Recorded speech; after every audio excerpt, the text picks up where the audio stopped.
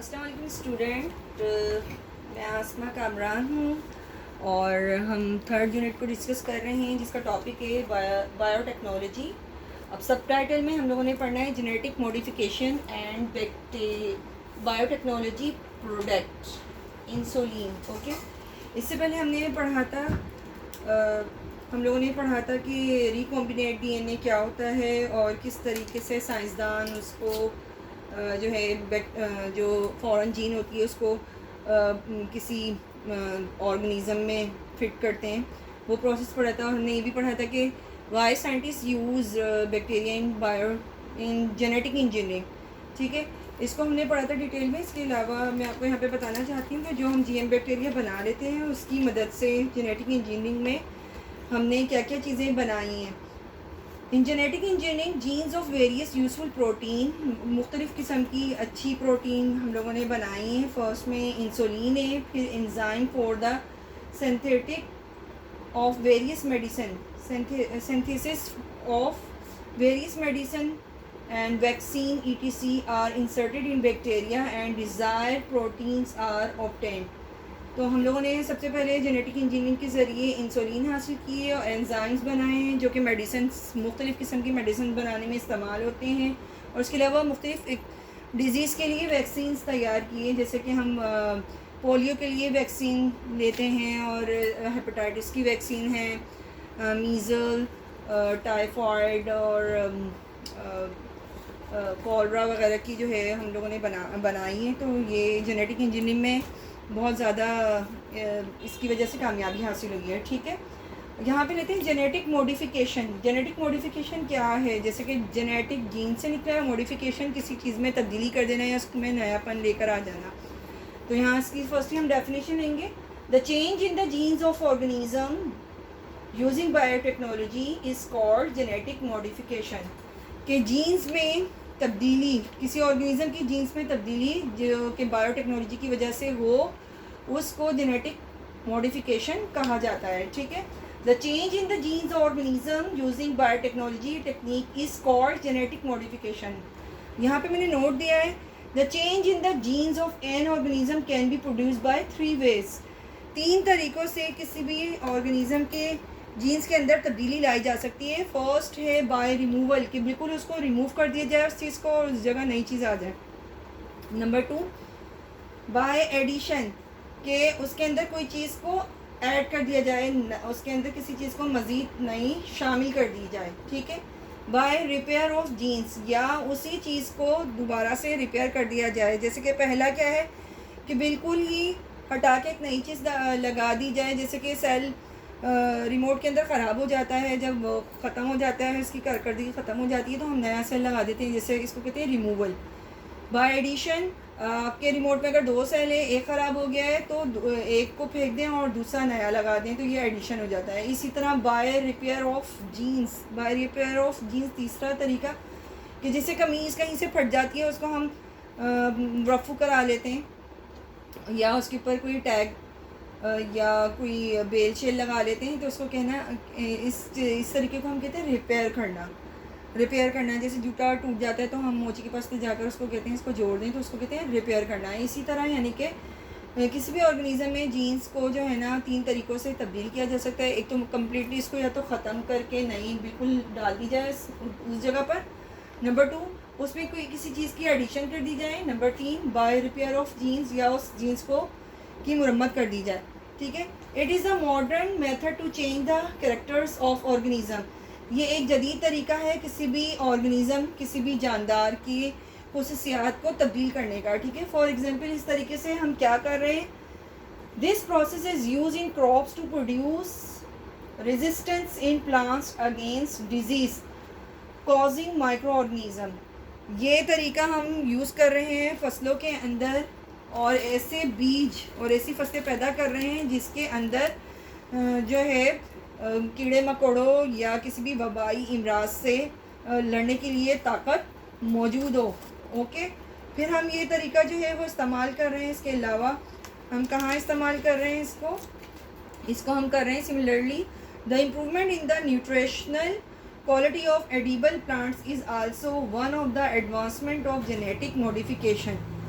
कि ऐसे अच्छे पौधों में से जीन्स लेकर दूसरे एक पौधा ऐसा है जिसका फल बहुत मीठा है लेकिन वो पैदावार कम देता है, और एक पौधा ऐसा है जिसका फल कम मीठा है लेकिन पैदावार ज़्यादा होता है। इन दोनों की जीन्स को मिला के एक नया बीज बनाया जाएगा जो कि ज़्यादा पैदावार और ज़्यादा रसीला होगा।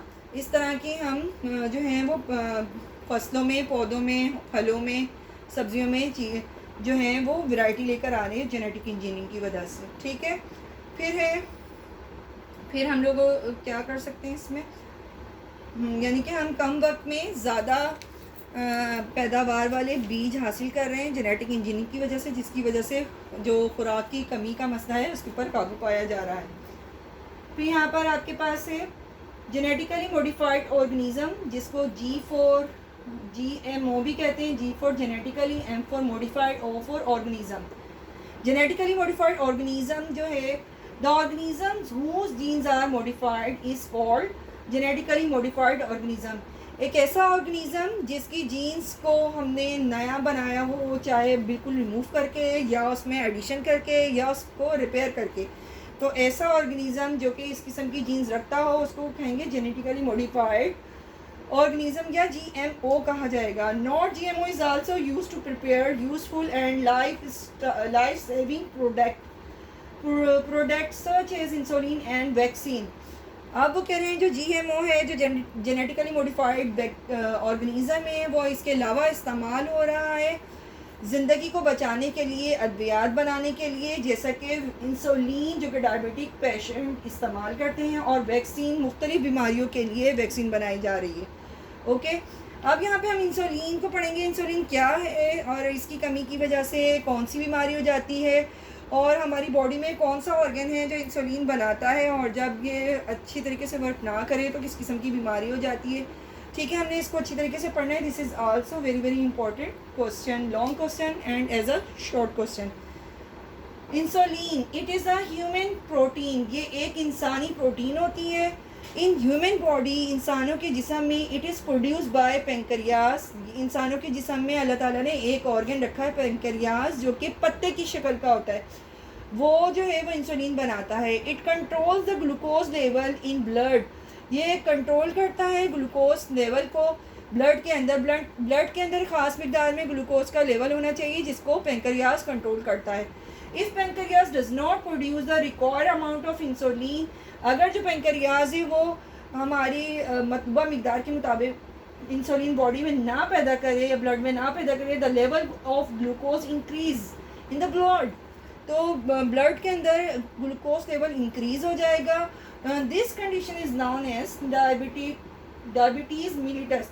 इस कंडीशन को या इस हालत को जिसमें किसी भी पेशेंट का पेंक्रियास जो है वो एक ख़ास मतलूबा मिकदार के मुताबिक इंसुलिन ब्लड में ना पैदा कर सके और ग्लूकोज लेवल को ना कंट्रोल कर सके, तो उस शख्स को डायबिटीज़ मिलिटस यानी शुगर की बीमारी हो जाएगी। आम लफ्ज़ों में हम इसको कहते हैं शुगर की बीमारी। वैसे इसको क्या कहते हैं उर्दू में, ज़ियाबतीस, और इंग्लिश में डायबिटीज़ मिलिटस कहा जाता है।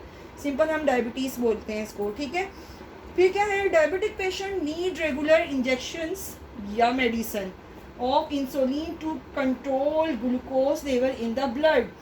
अब क्या होता है, जो डायबिटिक पेशेंट होता है उसको डॉक्टर जो है सजेस्ट करते हैं कि आप रोज़ाना डेली रेगुलर 3 टाइम, 2 टाइम या 1 टाइम, वो मरीज़ की कंडीशन को देखकर बताते हैं डॉक्टर कि उनको इंसुलिन लेनी पड़ती है एज अ इंजेक्शन फॉर्म या टैबलेट फॉर्म में। ठीक है, तब उनकी कहीं जाकर ग्लूकोज में जो इंसुलिन का जो ग्लूकोज लेवल है, जो ब्लड के अंदर ग्लूकोज लेवल है, वो कंट्रोल होता है। क्लियर?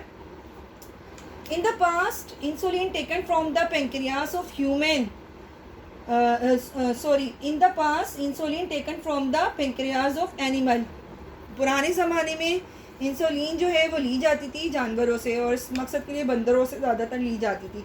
लेकिन अब क्या है, जदीद ज़माना आ गया है। नाउ अडेज it is produce using biotechnology technique. अब जो है इंसुलिन जो है वो पेशेंट्स के लिए जो बनाई जा रही है वो बायोटेक्नोलॉजी की टेक्निक को इस्तेमाल करके बनाया जा रहा है। Scientist insert gene in bacteria to modify them genetically.